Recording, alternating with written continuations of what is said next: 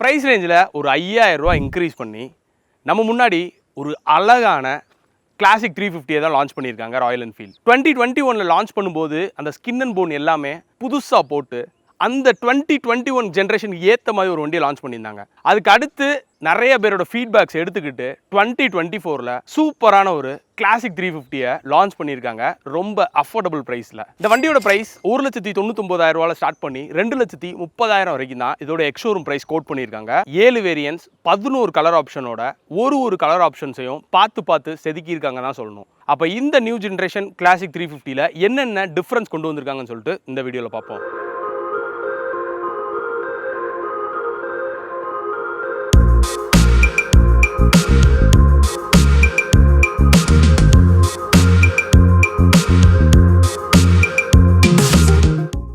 இந்த ஜென்ரேஷனில் அவங்க சேஞ்ச் பண்ணியிருக்க விஷயம் ஒரு 5 விஷயம் தான். ஆனால் அதோட ப்ரைஸ் ரொம்பவே அதிகமாக இருக்குது. இந்த வண்டியை நம்ம ஃபஸ்ட்டு பார்க்கும்போது நிறைய க்ரோம் ஃபினிஷ் ஆட் பண்ணி நல்ல டீட்டெயிலிங்கோட பார்க்குறதுக்கே ஐ கேச்சிங்காக கொடுத்துருக்காங்க. உட்காந்து ஓட்டுறதுக்கு ஒரு மேட்லியான ஒரு ஃபீலு, லாங் டிரைவ்ஸ் போகும்போது ஒரு கம்ஃபர்டபுளான ஒரு டிரைவிங்கு, அந்த ஃப்ளாட் சீட் அவ்வளோ செம்மையாக இருக்குன்னு தான் சொல்லணும். முன்னாடி இருக்க அந்த ஃப்ளாட் டேங்க்கு உட்காந்து ஓட்டுறது கம்ஃபர்டபுளாக இருந்தாலும் இதோட காம்படிட்டர்ஸை கம்பேர் பண்ணும்போது டேங்க் பேக் வைக்கிறதுக்கு அவ்வளோ சூப்பராக இருக்கும். இந்த வண்டியில் மீட்டிஆர் 350 நிறையாவே இன்ஸ்பைர் பண்ணியிருக்காங்க. எக்ஸாம்பிளுக்கு ஃப்ரண்ட்டில் இருக்க அந்த எல்இடி ஹெட்லாம்ப்ஸ் இது வரைக்கும் ஹாலோஜன் கொடுத்துட்டு இருந்த இடத்துல இப்போ நல்ல வைட் ரேஞ்சாக நைட் டிரைவுக்கு யூஸ் பண்ணுற மாதிரி எல்இடி ஹெட்லாம்ப்ஸ் ப்ரொவைட் பண்ணியிருக்காங்க. அண்ட் ரெண்டாவது அட்ஜஸ்டபிள் ரிவர்ஸ். நீங்கள் சிட்டிக்குள்ளே டிரைவ் பண்ணிட்டு இருந்தீங்கன்னா இந்த அட்ஜஸ்டபிள் ரிவர்ஸ் இது வரைக்கும் நீங்கள் யூஸ் பண்ணியிருக்க மாட்டீங்க.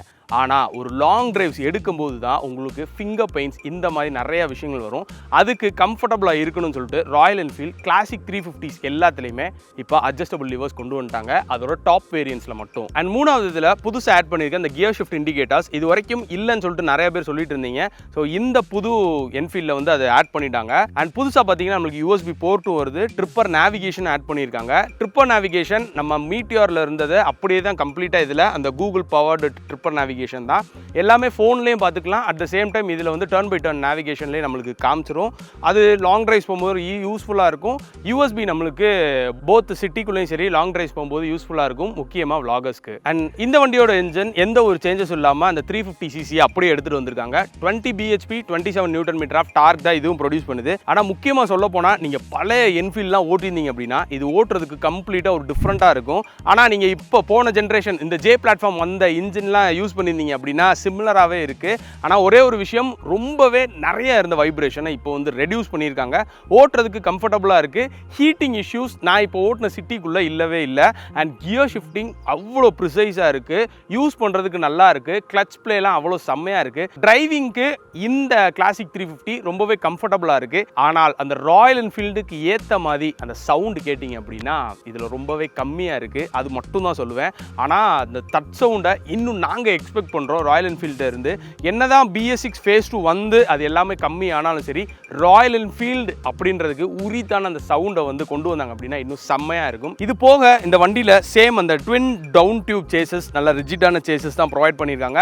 ஃப்ரண்ட்டில் 41mm ஃபோக்ஸ், ரியரில் அந்த ட்வின் சஸ்பென்ஷன் இது எல்லாமே சேம் டு சேம் தான் இருக்குது. அண்ட் இந்த வண்டியோட முக்கியமான விஷயம் அந்த 195 கிலோ இப்போ வரைக்கும் செக்மெண்ட் ஃபஸ்ட்டான அந்த வெயிட் டிஸ்ட்ரிபியூஷனில் தான் இந்த வண்டியை வந்து ப்ரொவைட் பண்ணுறாங்க.